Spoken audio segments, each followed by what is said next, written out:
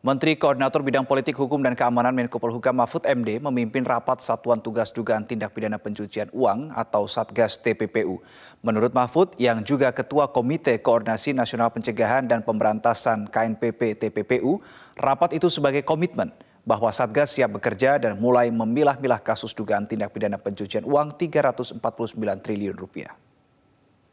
Dahuluan Satgas Komite TPPU untuk kasus dugaan tindak pidana pencucian uang dengan agregat sekali lagi 349 triliun.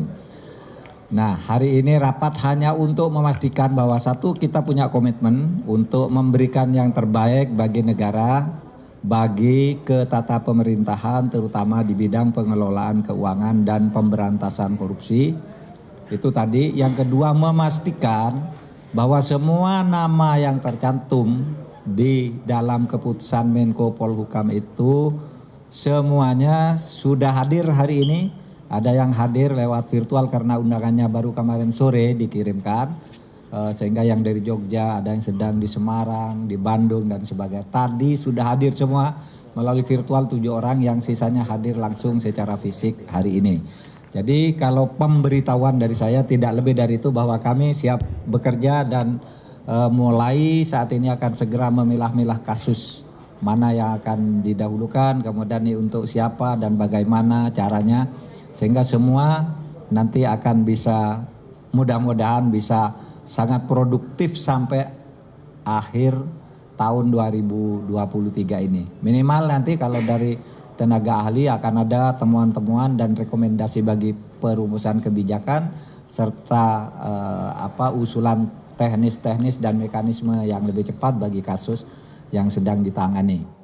Pemirsa, Satgas TPPU mulai bergerak dengan mengadakan rapat perdana tadi pagi. Rapat yang dipimpin Menko Polhukam Mahfud MD itu membahas berbagai hal, mulai dari memilah kasus hingga pembagian kelompok kerja untuk mentugaskan dugaan tindak pidana pencucian uang Rp349 triliun.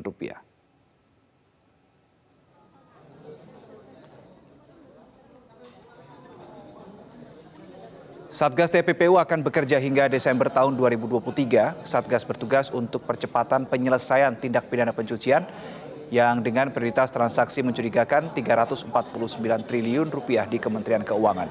Satgas telah membagi 2 kelompok kerja, yakni kelompok 1 yang menangani 200 laporan transaksi mencurigakan di Kementerian Keuangan dan kelompok 2 menangani 100 laporan transaksi mencurigakan yang dikirimkan ke instansi lain, antara lain kepolisian dan kejaksaan. Satgas akan melakukan supervisi dan evaluasi proses penyelidikan dan penyidikan yang berada di instansi-instansi terkait. Jika nantinya ada ditemukan hambatan, Satgas akan mengeluarkan rekomendasi sebagai solusi. Menurut Ketua Pelaksana Satgas Tindak Pidana Pencucian Uang, Sugeng Purnomo, hasil yang diharapkan target dari Satgas terpenuhi penegakan hukum terhadap transaksi mencurigakan Rp349 triliun.